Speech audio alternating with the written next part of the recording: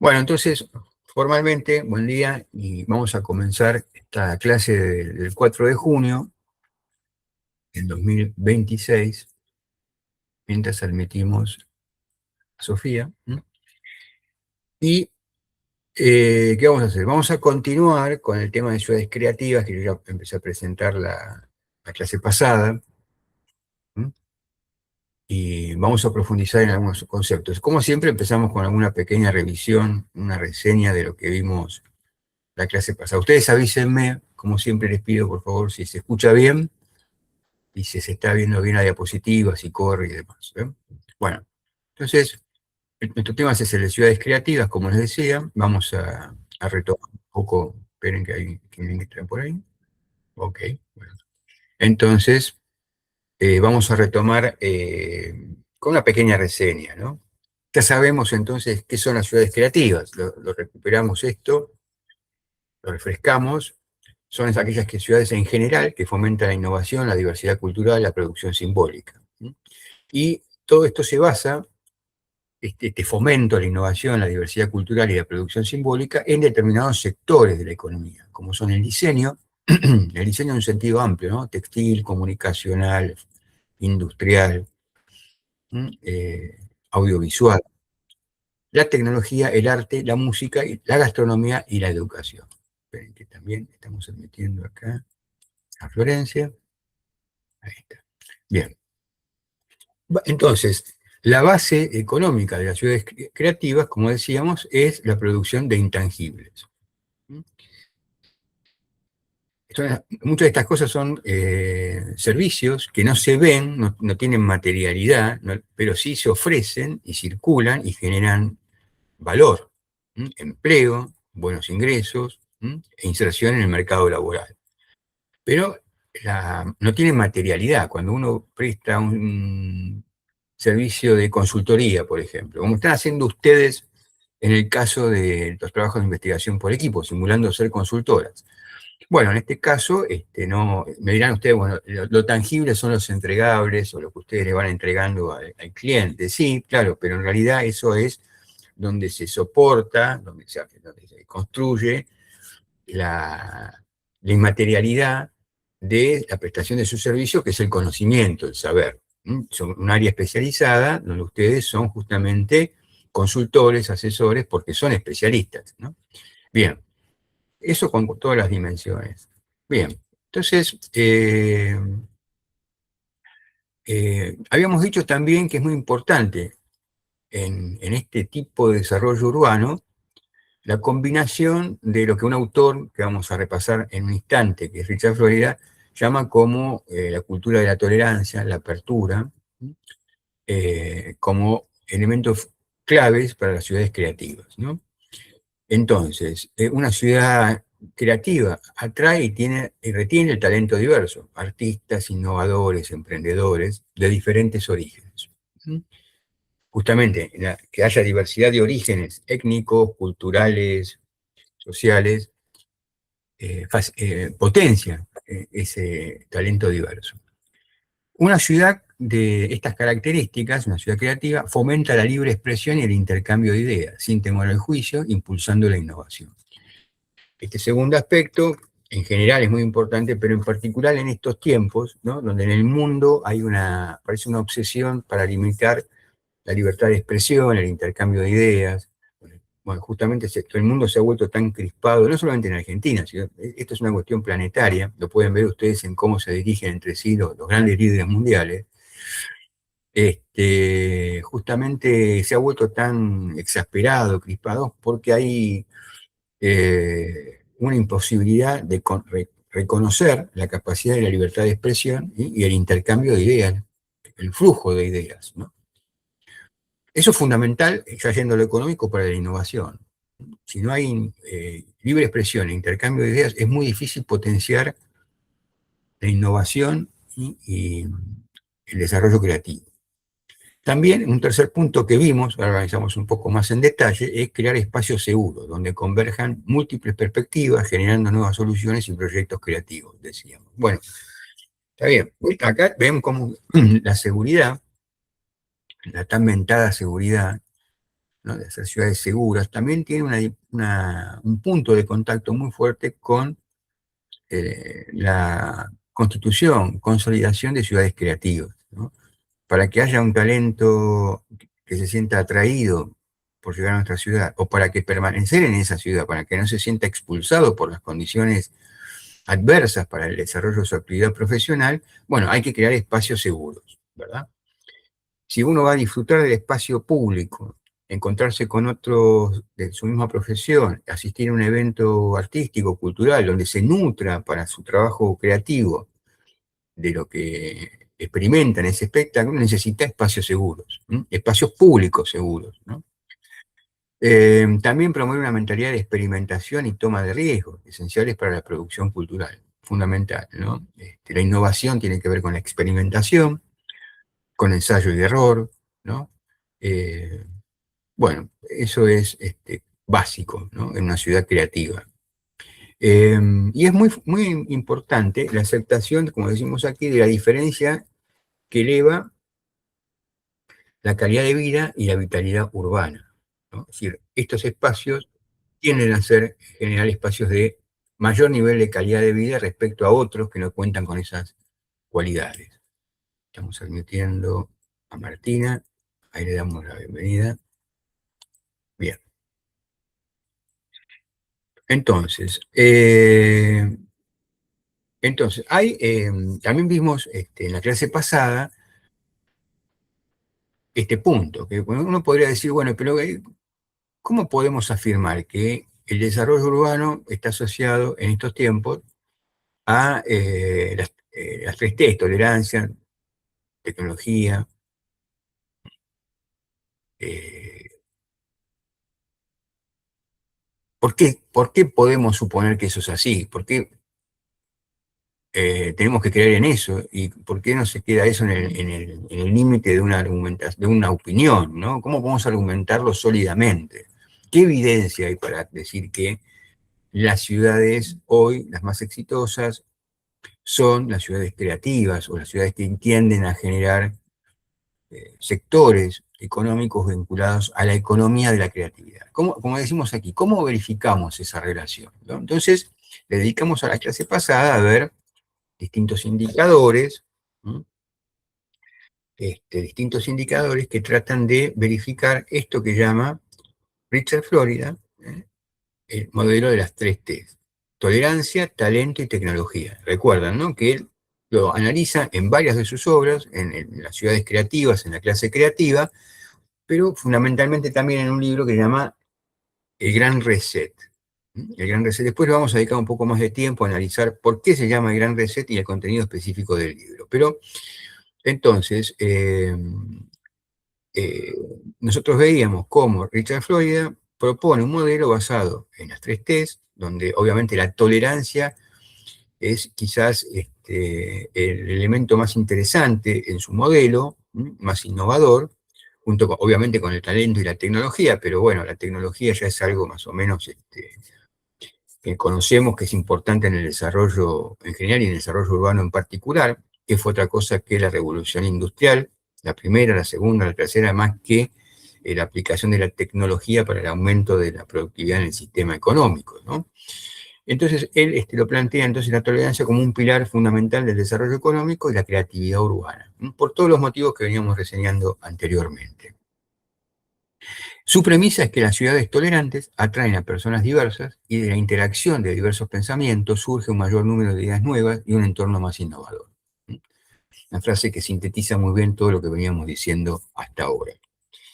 Y entonces, ¿de qué forma uno puede testear que esa es algo más que una opinión, que es un argumento fundamentado en evidencia estadística y en estudios cualitativos? Bueno, nosotros recurrimos a algunas estadísticas que tienen que ver también con una de las tesis de Richard Florida, que dice que justamente en las ciudades creativas hay mayor diversidad sexual, ¿no?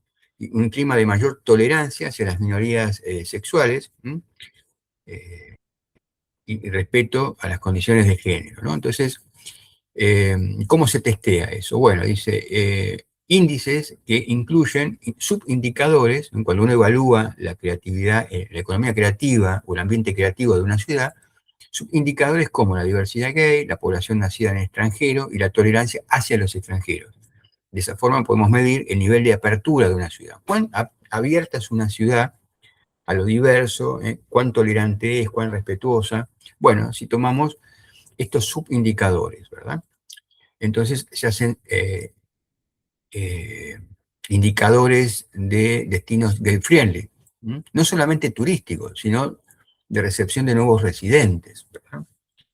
Eh, Sabemos que históricamente la comunidad gay ha sido perseguida, ¿no? En muchos casos con violencia física, castigos, penadas, no solamente en Oriente, también en Occidente, ¿no? Hasta bien entrado el siglo XX, por ejemplo en Inglaterra era un delito gravísimo. Ibas a la cárcel por seguir, ¿no? Famosos casos, por ejemplo, el de Oscar Wilde, que estuvo 3 años en prisión, el gran escritor Oscar Wilde. Y también el caso de un científico, Alan Turing, que fue un científico matemático que, entre otras cosas, ayudó durante la guerra, a la Segunda Guerra Mundial, a las Fuerzas Armadas británicas a descifrar los códigos con los cuales se comunicaban. Y bueno, él era gay, homosexual, y después de la guerra tuvo un juicio por esa condición y demás, y se terminó suicidando porque no soportó la presión, la depresión que le generaba esa situación. Esperen que estamos admitiendo aquí Martina y a María. Bien. Entonces, les quiero decir con esto que vean ustedes lo importante que es, ¿no? Para construir un ambiente de tolerancia, de respeto. Y también lo vimos esto en las altas puntuaciones que tienen ciertas ciudades, en los índices que se generan para verificar cuáles son las ciudades preferidas por los expatriados. ¿Se acuerdan que hablamos de la semana pasada, o la clase pasada, de los expatriados, ¿no? Que son las gerentes, los gerentes de grandes empresas que, por una estrategia que hacen todas las empresas transnacionales, van rotando su personal gerencial por distintos destinos. Obviamente, destinos, países donde en esas ciudades de esos países tienen sedes, ¿verdad? Filiales.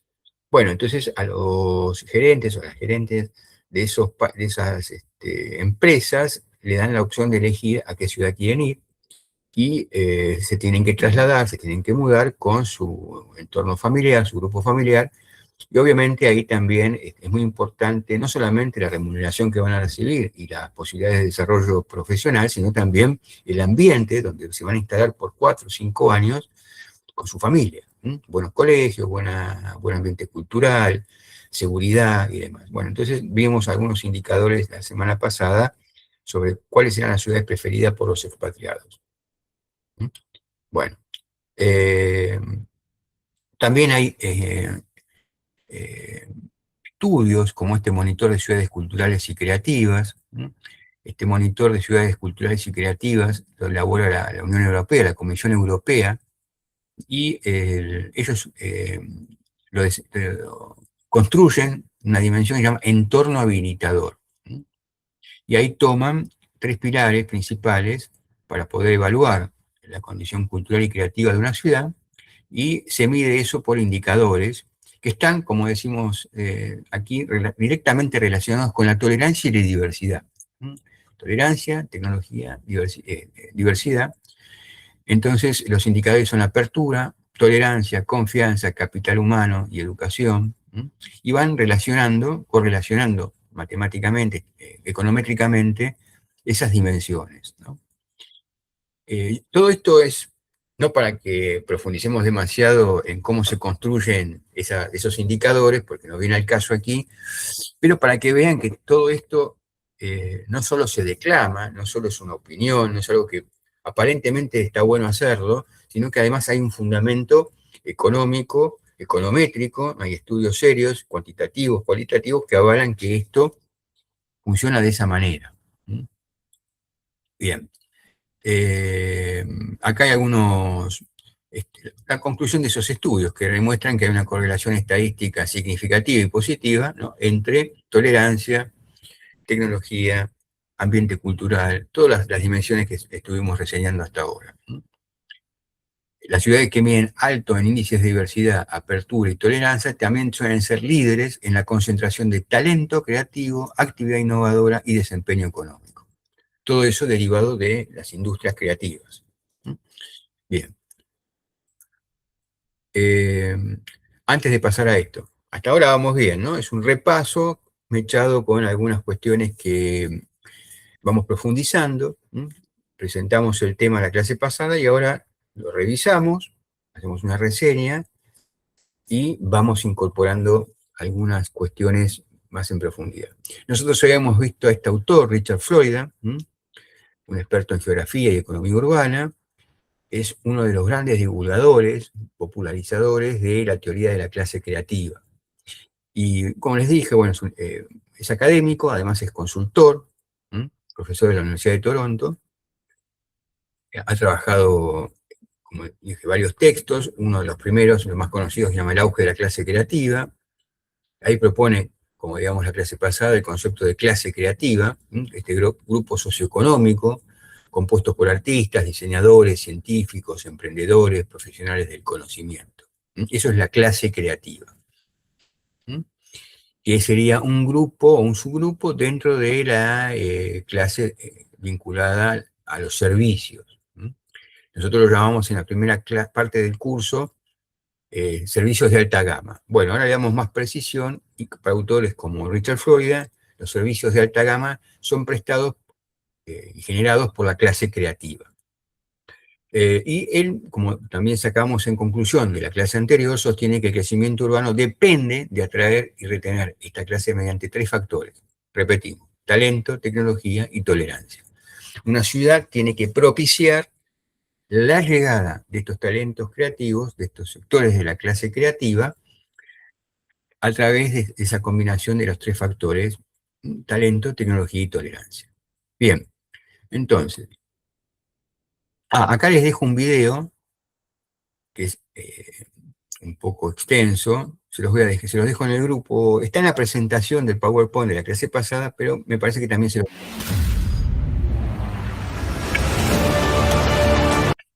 Ahí está. El audio, ¿no? Él participa en un foro mundial de arte, cultura, creatividad y tecnología que se celebró en Colombia hace unos años atrás. Está subtitulado y hace una presentación de su teoría y las experiencias que él, en las que participó, que es muy interesante, pero dura 23 minutos, si mal no recuerdo. Sí, por aquí. Entonces es demasiado extenso para verlo ahora y se los recomiendo fervientemente, ¿no? Bueno, pero no está solamente Richard Florida hablando de estos temas en el mundo. Hay un señor que tal vez no es tan famoso como Richard Florida. Richard Florida es muy reconocido incluso más allá del mundo de las ciudades, de la economía urbana y demás, porque ha sido asesor, por ejemplo, de Bill Clinton, que fue presidente de Estados Unidos, de Obama también, que aparece mucho en los medios de comunicación, en las redes. Pero este señor, Charles Landry, que es inglés, tiene quizás menos peso en las redes, menos reconocimiento, pero sí en el ámbito académico, ¿no? También, esperen que tenemos a alguien que quiere ingresar. Vamos a Nicolás, Máximo. Les decía, esperen que me fui, acá está la presentación. Bueno, entonces les decía, esperen que cerramos acá, si no se me mezclan las cosas. Charles Landry es otra persona, otro académico que habla mucho sobre economía creativa. Tiene este libro, La ciudad creativa, como un toolkit, una especie de manual, de caja de herramientas, dice, para la innovación urbana, es el subtítulo. Tiene una consultora también, la consultora Comedia, así se llama, y creador de un índice de ciudades creativas. También tiene su propio índice, mide el posicionamiento de cada ciudad creativa, de cada ciudad en relación a a los criterios, a las dimensiones de la ciudad creativa. Y él define la ciudad creativa como aquella que piensa, planifica y actúa con imaginación en todos los aspectos de la vida urbana, ¿no? Una definición complementaria, ¿m? Más general, que si se quiere, de la que da Richard Florida. Se lo voy a incorporar también a la bibliografía. Me parece interesante para que vean, como siempre en la universidad es interesante ver qué hay sobre un tema, diversidad de opiniones. Charles Landry es un teórico de las ciudades creativas, diverge en algunos aspectos, es un poco más crítico, menos apologista que Richard Florida, porque quizás tiene un perfil mucho más académico, ¿no? Su ámbito de circulación es la academia, si bien también es consultor, pero todavía en él queda más, más en la superficie su condición de académico, ¿no? Es más reveladora. Bueno, también yendo a instituciones que trabajan sobre este tema para ver la importancia que tiene. La UNESCO, que es una de las agencias de las Naciones Unidas, la Agencia de las Naciones Unidas para la Educación, la Ciencia y la Cultura, ¿m? Así como está UNICEF para la niñez, bueno, también para la cultura, la ciencia y la educación está UNESCO. Es una agencia importantísima de las Naciones Unidas y también elabora UNESCO un informe global sobre ciudades creativas. Y en ellos destaca cómo la cultura, la creatividad pueden ser el impulso al desarrollo urbano sostenible. Reconoce ciudades que integran la cultura en sus estrategias de desarrollo sostenible. O sea, esto es obviamente parte del léxico, la narrativa habitual de los informes de la UNESCO, de las investigaciones de la UNESCO. ¿Y cuáles son los sectores creativos para la UNESCO?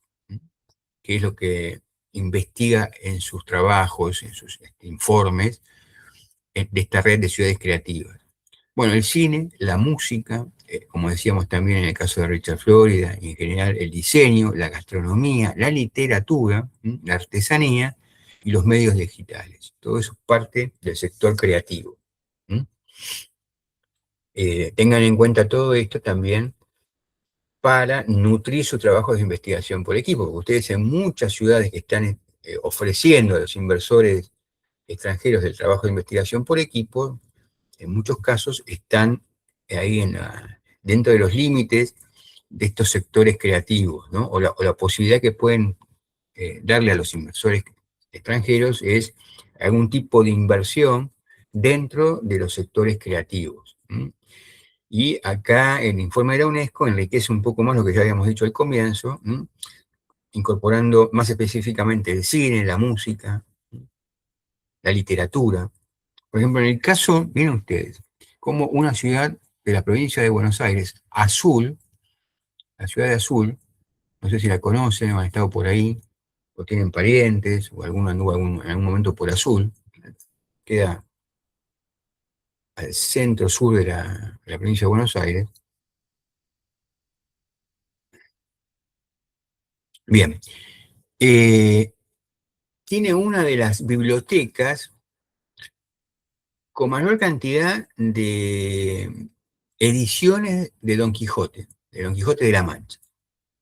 Entonces, con eso, organizaron unas jornadas cervantinas. Cervantes es el autor del Quijote. Entonces, todos los años, al menos, no sé si actualmente lo están haciendo, pero hasta hace un tiempo atrás, organizaron una gran movida cultural donde se presentaban, hacían representaciones teatrales de Don Quijote, eh, gastronomía asociada a la época de Don Quijote y Cervantes. Bueno, traían grandes especialistas en el tema de Cervantes y del Quijote en particular. Bueno, una gran movida que durante varios días, creo que duraba una semana, movilizaba a todas las personas que estaban interesadas en el turismo cultural, de eso se trata esta experiencia, y obviamente eso activaba el comercio, activaba el turismo, la hotelería. Bueno, entonces aprovechando un recurso que estaba ahí, que lo descubrieron en su momento, organizaron las jornadas cervantinas, ¿no? Del Quijote de la Mancha. Así que bien que interesante cómo uno puede aprovechar un recurso y potenciarlo y generar un atractivo turístico a partir de un acontecimiento cultural. Esto es lo que estudia la UNESCO en su informe sobre ciudades creativas. Bueno, también acá les presento a este señor, este es un antropólogo, llamado Eduardo Nibón de México, que estudia cómo las políticas culturales, acá tendría que aparecer otra diapositiva en la diapositiva una imagen del libro. Bueno, no sé, no aparece. Acá tendría que estar uno de sus libros. Pero tiene una visión un poco más crítica, quizás que la de Charles Landry y mucho más que la de Richard Florida, porque como es un especialista en políticas culturales, dice que hay que tener cuidado, porque la atracción de estos sectores vinculados a los grupos socioeconómicos de la economía creativa pueden generar gentrificación creativa. Nosotros ya utilizamos la expresión gentrificación creativa. ¿Se acuerdan que era cuando en determinados sectores de la ciudad nuevas inversiones hacen que eleve el precio de los alquileres, de las propiedades y expulsen a la población original de esos barrios o de esos sectores de la ciudad? Eso es un término, viene del gentry, que es un término en inglés, eh,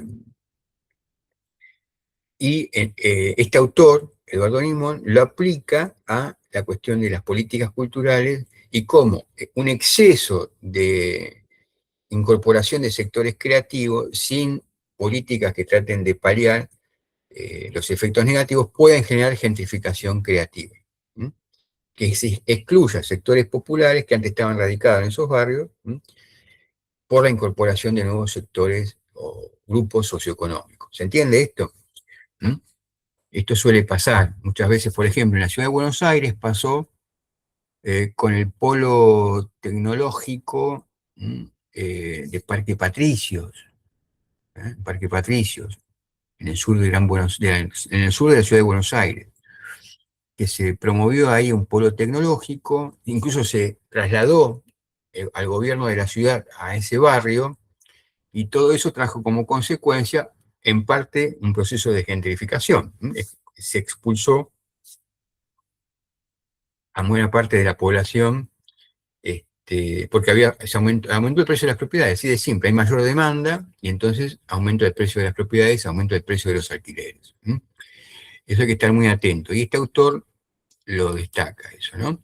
Bueno, acá vemos con más detalle sus críticas, las críticas de Eduardo Nibol al modelo tradicional. También critica un aspecto interesante, que es muy típico de las ciudades creativas, lo que él llama la star arquitectura. Hace un juego de palabras entre star, de estrellas y arquitectura, porque muchas de estas ciudades creativas, para atraer a nuevos residentes o inversiones vinculadas con el sector creativo, contratan a grandes arquitectos, grandes estudios de arquitectura, lo que se llaman Star System de la arquitectura, por eso utiliza la palabra Star aquí, ¿no? Star Arquitectura, para que construyan grandes edificios corporativos o grandes polos tecnológicos que se destaquen justamente por su arquitectura, por el diseño que elaboran estos grandes arquitectos, estos grandes estudios de arquitectura. Bueno, eh, eso puede ser un problema también, ¿no? Porque asociado a la gentrificación también priorizan este tipo de desarrollos, infraestructuras, y dejan de lado otro tipo de infraestructuras más vinculadas a la construcción de hábitat para los sectores populares, infraestructura relacionada con los sistemas de transporte y demás. Bueno, he estudiado varios programas vinculados al desarrollo de la cultura, como cultura ciudadana y urbanismo social en Bogotá y en Medellín, y destaca que en este tipo de ciudades es una buena experimentación en este sentido, porque la cultura no aparece como un lujo o como una mera atracción de grupos de la economía creativa, sino como un motor principal para lograr equidad social y renovación urbana. Se le dio un sentido más social a esas políticas. Bueno, él tiene una plataforma C2, ahí pueden encontrar mucho material sobre lo que habla sobre estos temas. Bueno, autores que hablan de estos temas de distintas perspectivas. Bueno, entonces yo quería pasar ahora a un tema de aplicación. Bueno, ¿cómo podemos pensar el tema de las ciudades creativas como un motor para el desarrollo urbano en Argentina? Entonces pasamos de la teoría a la acción en los municipios, específicamente del sur de Gran Buenos Aires. Vamos a hablar un poco más en general, pero siempre lo interesante es ver todo lo que nosotros podemos analizar en teoría en función de cómo se pueden resolver problemas concretos de nuestro país y específicamente del Gran Buenos Aires y más específicamente aún del área de influencia de nuestra universidad, que es el sur de los municipios del sur de Gran Buenos Aires, ¿verdad? También aquí esto les puede servir y mucho para los trabajos de investigación que están haciendo para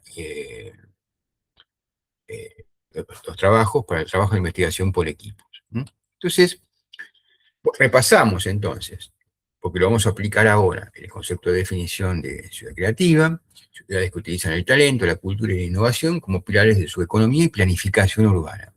También vamos a retomar el enfoque de UNESCO que vimos recién, no se trata solo de tener cultura, sino de integrarla en el desarrollo sostenible. Esto es un aspecto importante porque en las ciudades industriales la cultura era como una cuestión más de adorno, de satisfacer la inquietud cultural o artística de ciertos sectores o de la población en general en el tiempo de ocio y entretenimiento, ¿no? ¿Cómo disfrutar del tiempo de ocio y entretenimiento? Había que tener una oferta cultural. Acá, esta perspectiva de la UNESCO, de estos autores que estamos viendo, que nosotros compartimos, la cultura tiene que ser integrada como un factor de desarrollo sostenible, como un elemento de desarrollo de las ciudades también. Entonces, concretamente, para el caso de las ciudades del sur de Gran Buenos Aires, nosotros destacamos justamente la identidad local. El sur de Gran Buenos Aires posee un gran patrimonio identitario, industrias culturales, que pueden ser el cine, el diseño, la música, el software, y la necesidad de contar con espacios públicos recuperados. Espacios públicos recuperados. Vamos a ver en detalle esto. Y ustedes vayan pensando también cómo pueden asociar esto con su vida cotidiana, ¿no? Cómo esto se relaciona y qué espacios pueden ser apropiados para el desarrollo de actividades del sector creativo en sus ciudades, sus municipios, las localidades que viven ustedes. Nosotros todos vivimos, bueno, yo ya no vivo en el sur de Gran Buenos Aires, pero viví buena parte de mi vida hasta hace muy poco en el sur de Gran Buenos Aires y me siento identitariamente vinculado al conurbano bonaerense, al sur del conurbano bonaerense, ¿no? Entonces, miren qué interesante. Argentina tiene un gran patrimonio de talento y bastante federalizado, ¿no? Que es, y que se revela a partir de este dato. Miren, Argentina tiene la mayor cantidad de ciudades en la red UNESCO, ¿no?, de ciudades creativas. Buenos Aires, Córdoba, Rosario, Salta, entre otras. Hay muchas más. Están dentro de la red UNESCO como ciudades creativas. ¿En qué tipo de actividades? Bueno, hay ciertos nichos, ¿no? Como el diseño del software, en el caso de la capital federal y Córdoba, la música, Rosario y Santiago del Estero, gastronomía, Mendoza y Neuquén. Ven como dentro de las ciudades creativas hay ciertos nichos de especialización. Entonces, además de todo esto, de que ser ciudades que están dentro de la red de las ciudades UNESCO de ciudades creativas, en Argentina desde hace unos años hay una ley de economía del conocimiento que potencia estos ecosistemas creativos. Entonces hay una ley, importante también, el Estado ha generado una ley de economía del conocimiento, que justamente su objetivo es potenciar el desarrollo de este tipo de actividades que involucran, que incorporan conocimiento. Habíamos arrancado esto diciendo, bueno, el talento creativo, el conocimiento, el saber profesional es parte de la economía creativa. Bueno, acá tienen, entonces también hay una ley que promueve, subsidia, impulsa la economía del conocimiento, que es la economía creativa. Bien, entonces, ¿qué estrategias de aplicación en ciudades argentinas podemos seguir? Bueno, podemos seguir, por ejemplo, la de aplicar el concepto de distritos económicos. Distritos económicos, agrupar empresas de un mismo sector. Como les decía recién, el distrito tecnológico en Parque de Patricios. El ejemplo que le puse para explicar un aspecto negativo, te lo supongo ahora como un aspecto positivo. Ahí se creó un distrito tecnológico. Se agrupó empresas, se concentraron empresas de las mismas características, y eso es una estrategia posible, una estrategia que podrían seguir los municipios de Gran Buenos Aires, también, del sur de Gran Buenos Aires. El turismo cultural, que consiste en transformar la historia local, la historia de la ciudad, del municipio, de unas localidades, en experiencias turísticas. Esto ya se hace, por ejemplo, en Mendoza, la ruta del vino, o la ruta del tango en Buenos Aires. Podríamos pensar en los municipios de Gran Buenos Aires, del sur de Gran Buenos Aires, en alguna ruta. ¿Qué se le ocurriría? ¿Qué se podría hacer en el caso de Quilmes, de Berazategui, en Luz, en Lomas? ¿Qué ruta?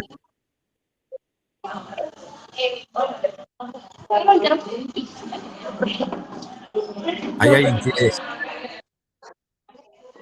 Sí, se está cortando un poquito, pero yo te quiero remarcar, y por ejemplo, Avellaneda, Ujú. ¿se escucha bien lo que digo? Sí, ahora perfecto, Esteban.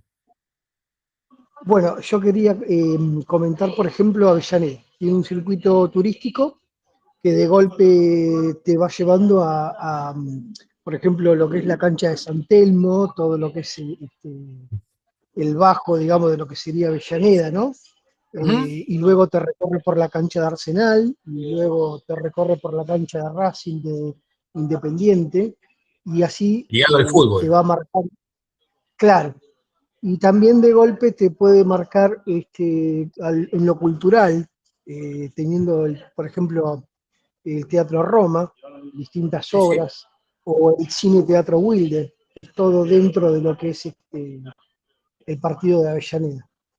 Eso está muy bien, Eh, sí. y, después, y después como distintos tipos de políticas. Vos recién comentabas el caso de Parque Patricio. El caso de Parque Patricio y Barracas fue terrible porque, eh, en lo positivo quiero decir, ¿no? Sí, Había sí. también, estaban minados de depósitos de mercadería que de ahí partían para todo el resto del país, y eso tenía una vida comercial nomás hasta las 5 de la una boca de lobo, ¿no es cierto? No Claro, había seguridad, no había nada. Después también claro. tenemos que remarcar que cuando se jugó la Copa Davis en Argentina, hicieron un estadio nuevo, muy cerca de lo que es el autódromo. Eso Ujú, también atrajo mucho turismo. Y ujú. otra y muy importante fue cuando tuvimos las Olimpiadas, eh, en edificio, las famosas villas olímpicas, que después, junto con el Estado, se entregaron como viviendas estilo Procrear que fueron para la gente, ¿no? Sí, Eso, eso en la ciudad de Buenos Aires fue eso. exactamente, sí, sí. Y después nada, Sí. siguiendo con lo que hablábamos de Avellaneda, lo mismo, Avellaneda tiene, no porque bueno,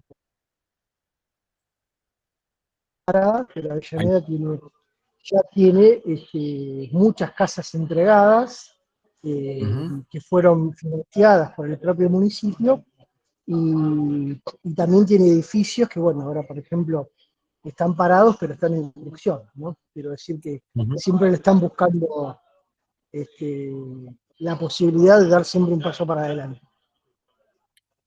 Perfecto, sí. En el caso de Avellaneda, es muy interesante todo lo que es la recuperación urbanística de lo que era la zona del viejo mercado de frutos y de la zona ahí, cerca, muy cerca de la estación, ¿no? Donde se instaló también la Universidad de Avellaneda. Eso es muy importante.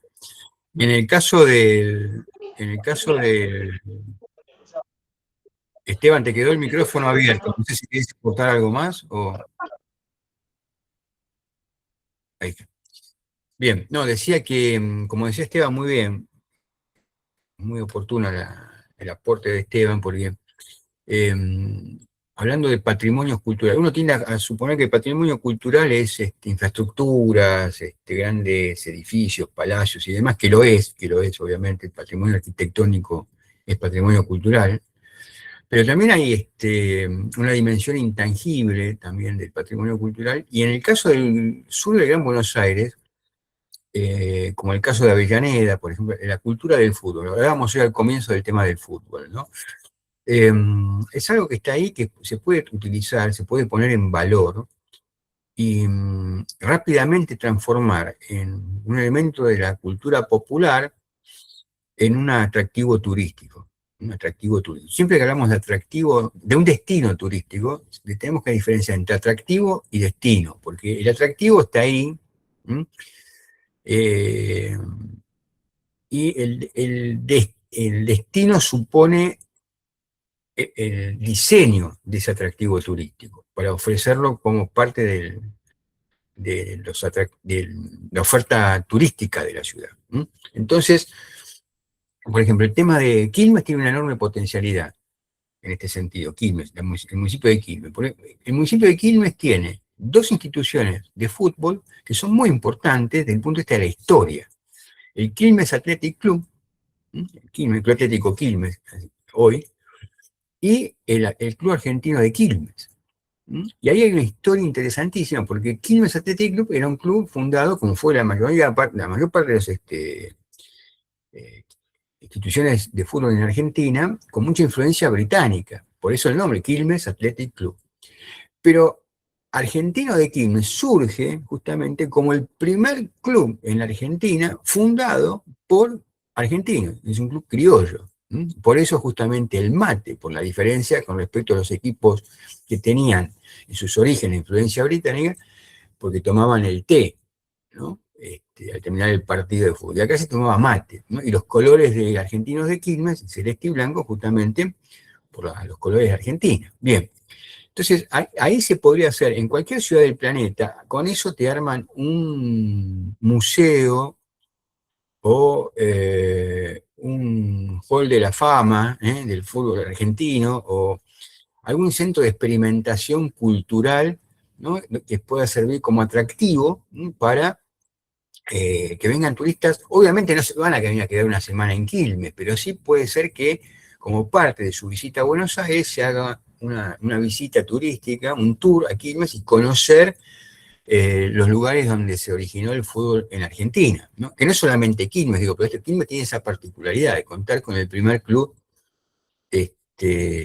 criollo, el primer club netamente argentino, ¿verdad?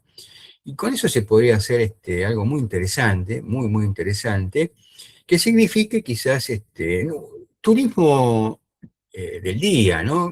Ni siquiera se podría combinar también con otros atractivos turísticos que se podrían convertir en destino turístico en Quilmes, y quizás proponer una extensión mayor, pero en definitiva, en el caso de Quilmes no sería más que volver a los orígenes, porque ustedes saben que Quilmes fue un gran destino turístico en su momento, a principios del siglo XX. En Quilmes veraneaba la élite de la Argentina, antes que existiera Buenos Aires, que en Mar del Plata, perdón. Antes que existiera Mar del Plata, Quilmes fue un gran destino turístico, las playas de Quilmes, ¿no? Bueno, testimonio de eso que hay el Club de Pescadores de esas épocas, ¿verdad? Y bueno, pero buenísimo el aporte de Esteban, me permite bajarlo todavía aún más a la realidad esto, ¿no? ¿Qué otra cosa podríamos hacer como una estrategia para la aplicación en las ciudades argentinas y en particular en los municipios del sur de Gran Buenos Aires, ¿no? Gestión de datos, usar la tecnología para entender qué consume el ciudadano y dónde están los creativos, vincular consumidores y oferentes de servicios creativos. Y también, este es un gran déficit que tienen las ciudades del sur de Gran Buenos Aires, crear una identidad fuerte que atraiga inversiones y talento a través de una marca ciudad. Es algo que ni Lanús, ni Avellaneda, ni Quilmes, Berazategui ha trabajado un poco más en ese sentido, es justo reconocerlo, quizás de todos los municipios es el que más ha trabajado en función de una marca ciudad. Eso lo vamos a ver, marca ciudad lo vamos a ver cuando veamos el tema de marketing de ciudades, que es lo que viene a continuación después de terminar con la economía creativa y ciudades creativas. Entonces, haciendo foco ya en el sur del Gran Buenos Aires, en el contexto local del sur del Gran Buenos Aires, ahí hay un tema que vincula el pasado económico, el desarrollo económico del sur del Gran Buenos Aires con la actualidad, ¿no? El sur del Gran Buenos Aires siempre se identificó con su paisaje industrial, con su naturaleza industrial, ¿no? Desde el punto de vista económico y socioeconómico. Y en la actualidad también ha tenido características de lo que se llama ciudad dormitorio. Mucha gente vive en Quilmes, en Lanús, en Lomas de Zamora, en Berazategui, pero va a trabajar a la ciudad de Buenos Aires. Entonces, los municipios del sur de Gran Buenos Aires, como pasa también en otros municipios del oeste y del norte de la ciudad de de Gran Buenos Aires, pasan a ser ciudades, lo que llaman ciudades dormitorio. La gente duerme, llega a su casa, come, duerme y al otro día sale temprano y no desarrolla su actividad productiva en la ciudad durante el día. ¿Qué activos actuales tiene el sur del Gran Buenos Aires? Bueno, el patrimonio industrial subutilizado, fábricas abandonadas, es parte del paisaje de Gran Buenos Aires de hace un tiempo. ¿Mm?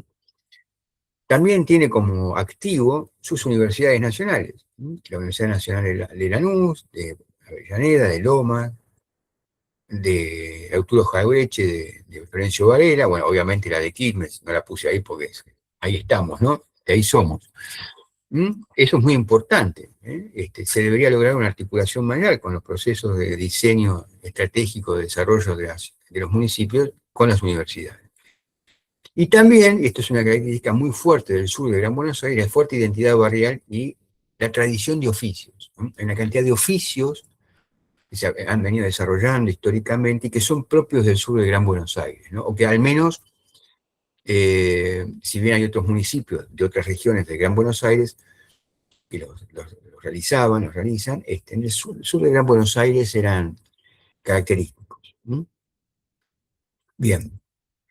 Entonces, acá se me ocurrió hacer algunos aportes, cuáles podrían ser los ejes para aplicar en el sur de Gran Buenos Aires. Por ejemplo, en Avellaneda, lo que ya decía Esteban, nuestro compañero, recién,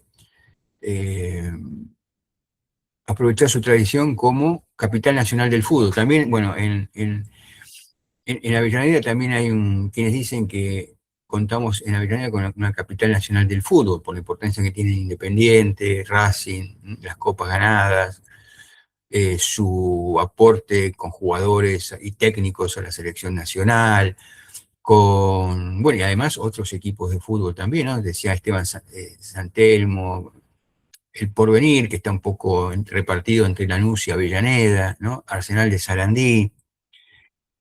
Bueno, instituciones deportivas muy importantes, también se podría asociar esto con el cine y las artes visuales, potenciar un polo de estudios de cine y TV, para crear contenidos audiovisuales específicamente deportivos. Vieron que hay tanto canal de streaming, ¿no?, vinculados al deporte, podría ser Avellaneda un foco de localización de polos de contenidos audiovisuales deportivos.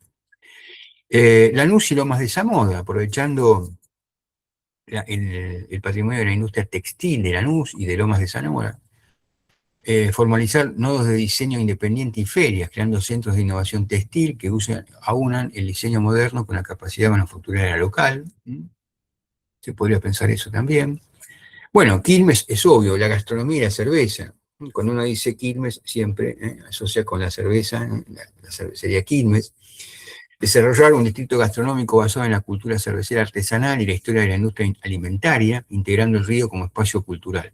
Nosotros hace muchos años atrás, yo tuve el gusto de dirigir en su momento en la carrera de administración hotelera era necesario algo así como una tesina, presentar un trabajo final, creo que ya no se hace más eso. Y los docentes podíamos colaborar como tutores, como directores de ese proyecto de tesina, con los estudiantes. Bueno, yo tuve un alumno en economía urbana en esos años, que ahora es funcionario de la universidad, o fue durante un tiempo, y él hizo un proyecto de polo gastronómico para el municipio de Quilmes.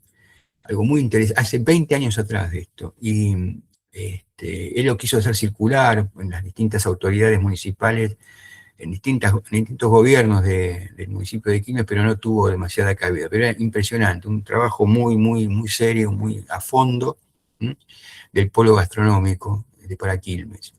Y también está, bueno, Almirante Brown, que es la zona de influencia, y Berazategui. Obviamente Berazategui es la capital nacional del vidrio, todos lo saben, y ahí en ese caso se podría hacer un eje de desarrollo urbano fortaleciendo las escuelas de artes y oficios, para exportar productos de diseño con identidad local, vidrios soplados, platería. Ahí hay una potencialidad enorme,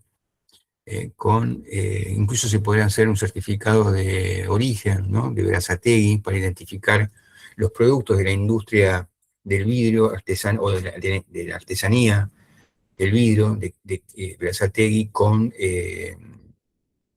una denominación de origen, ¿no? Ideas, cosas que uno puede utilizar para pensar el desarrollo de nuestros municipios. Bueno, eso significaría más instrumentalmente identificar a través de un mapeo quiénes son los artistas, programadores, creativos del barrio. Desde el punto de vista de infraestructura, convertir los viejos galpones abandonados, las viejas fábricas o las instalaciones ferroviarias en coworking culturales. ¿Mm? Incentivos, bueno, exenciones impositivas para emprendimientos creativos que se radiquen en zonas específicas. Este es el aporte que puede hacer tanto el gobierno de la provincia como incluso el gobierno nacional, si se quiere, el gobierno de la provincia y el gobierno municipal, ¿no? Y una agenda de festivales que no sean solo hoyos, sino ferias de negocios para el sector. Acá muchas veces los festivales que se organizan, las ferias, son solamente recreativos, bueno, la gente va, compra sus productos, pero habría que transformarlo en ferias de negocios, de vincular potenciales clientes con quienes están involucrados en este sector creativo, en estos sectores creativos. ¿Mm? Conclusión. ¿Mm?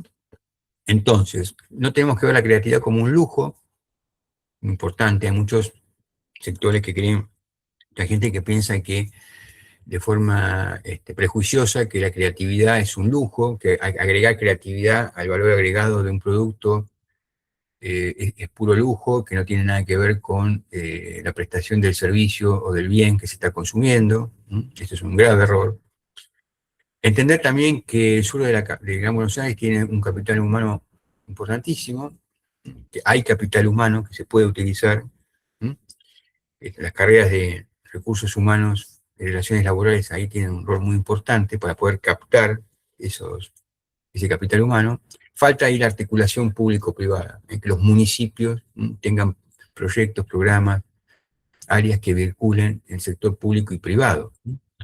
Entonces, me gustaría ahora dejarles como un anticipo de un tema que vamos a desarrollar en profundidad y que es muy pertinente. Yo creo que a todos los que están estudiando recursos humanos y relaciones laborales les tiene que interesar esto, porque es un tema clave, es lo que se viene en su disciplina. ¿Cómo pasar de una economía de mano de obra? Vieron que se utiliza la expresión mano de obra. Uno hace cualquier arreglo en su casa y dice, ¿cuánto me vas a cobrar los materiales y la mano de obra? Bueno, esa expresión mano de obra, que es muy propia también de la economía industrial, en las fábricas se combinaban insumos, materias primas, conocimiento técnico y mano de obra fabril, obrera. Estamos en un momento donde hay que pasar a una mente de obra. Me gusta este concepto de mente de obra, ¿no? Pasar de una mano de obra, una economía de mano de obra a una economía de mente de obra, que es el eje central de la economía del conocimiento. Y constituye sin duda un cambio de paradigma productivo, especialmente muy relevante, muy importante para municipios, distritos que tienen un pasado industrial que está en crisis. Entonces, ¿cómo transformamos las fábricas abandonadas o en crisis del sur de Gran Buenos Aires de una economía de mano de obra a una economía de mente de obra? Bien, entonces, se los voy dejando planteado, ¿no? Entonces, decíamos que históricamente el sur de Gran Buenos Aires se construyó sobre la mano de obra, la fuerza física y la repetición de tareas en líneas de montaje. Eso es la mano de obra, el concepto tradicional, clásico de mano de obra. ¿Qué propone el concepto de mente de obra? Jugando un poco con las palabras, ¿no? Propone que el valor principal de un producto o servicio no reside en el material o la energía física aplicada, miren qué interesante, sino en el capital intelectual, diseño, software, innovación, estrategia cultural, todo eso incorporado a ese producto o servicio. Muy importante esto, muy importante. Si ustedes van a las grandes ciudades de los países desarrollados, van a ver que aquellas que tenían un pasado industrial hasta muy reciente y que aún lo tienen, por ejemplo, en la industria automotriz, el armado del automóvil, en el caso concreto de la industria automotriz, el armado del automóvil se externaliza. ¿eh? se lleva a otros países, en muchos casos. Pero el diseño, es lo que realmente incorpora valor hoy, en la industria automotriz, lo podemos pensar para otras industrias también, el diseño, las oficinas, las áreas de diseño quedan en las ciudades de los países desarrollados. Pueden encontrar ustedes una fábrica de Mercedes-Benz en un país subdesarrollado, pero el diseño se genera en Alemania, en Múnich, ahí, ¿no? Y en otras ciudades de Alemania. El diseño, que es lo que hoy esencialmente agrega valor, en particular en la industria automotriz, pero en muchas otras, es generada en los países desarrollados, en las ciudades de los países desarrollados. Mente de obra. ¿Se entiende? Bien interesante este concepto, ¿no? Bien. Y los tres pilares de la mente de obra. Los mencionamos. Después esto vamos a ver algunas estadísticas, casos más específicos en la próxima clase, ¿no? Cuando retomemos este tema. Valor agregado por diseño. Miren, no es lo mismo exportar cuero, que es materia prima, que exportar calzado de autor diseñado en Lanús, por ejemplo, ¿no? Si tuviéramos un caso de un diseñador en Lanús que diseña zapatos, un Ricky Sarcani de Lanús. Imagínense lo que es exportar cuero, sencillamente, para que después lo procesen con diseño en un país desarrollado, en la ciudad de un país desarrollado, a que se exporte directamente el calzado diseñado en Lanús. Hay tantas curtiembres en Lanús, en Avellaneda, ¿por qué no se nos ocurrió en algún momento hacer un polo de diseño de calzado? ¿Por qué? ¿Por qué no ocurrió eso? ¿Por qué no tenemos grandes diseñadores de calzado en Lanús y en Avellaneda? Eh, Otro pilar importante, ya para ir terminando, aprovechando estos 4 o 5 minutitos que nos quedan, la propiedad intelectual es importante, porque no solamente genera valor el diseño incorporado del producto, sino que se genera a través de patentes, derechos de autor, software y marcas. Yo diseño un zapato, zapato de estilo, lo registro, tengo una patente, una marca, pero después tranquilamente ese zapato se puede producir si yo concesiono la marca, en otro lugar del mundo, no importa. Pero eso genera recursos a partir de la propiedad intelectual. Es muy importante. Son activos que no se gastan con el uso, sino que se valorizan. Esta frase es fundamental. Cuando uno registra una patente, esa patente no se gasta con el uso, pero sigue generando recursos. La marca se sigue valorizando. La patente se sigue valorizando. Los derechos del autor de una producción intelectual se siguen valorizando con el tiempo. No se desgastan. Y también otro pilar de la mente de obra es la resolución de problemas. El trabajador de mente de obra no sigue un manual lineal, no es un trabajo repetitivo como la línea de montaje, como ustedes habrán estudiado seguramente cuando vieron el Fordismo. Utiliza su creatividad para optimizar procesos, mejorar la sostenibilidad y adaptar productos a los nuevos mercados.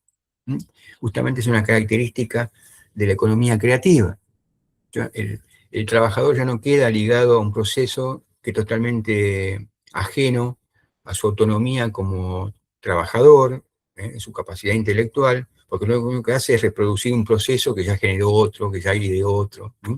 Acá es muy importante la creatividad del trabajador, del artesano, del manufacturero, del que esté diseñando ese producto, ese servicio, porque va mejorándolo paso a paso, de la versión original a la versión final, o a las mejoras que va haciendo en los distintos productos de esa línea.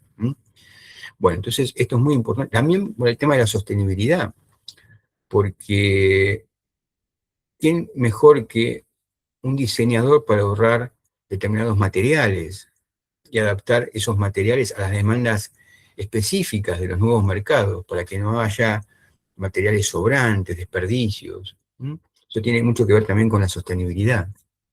Hay una mayor conciencia ecológica en quienes están ligados a estas actividades creativas. Bien, y podríamos aplicar esto en el contexto del sur de Gran Buenos Aires, por ejemplo, para el caso de municipios con pasado fabril, que no implica esto cerrar fábricas, sino sofisticarlas, volverlas más complejas desde el punto de vista de la incorporación de la economía creativa. Pasar de la industria textil a la moda tecnológica. Usar las mismas máquinas, pero con diseño de vanguardia y nuevos materiales desarrollados por químicos locales.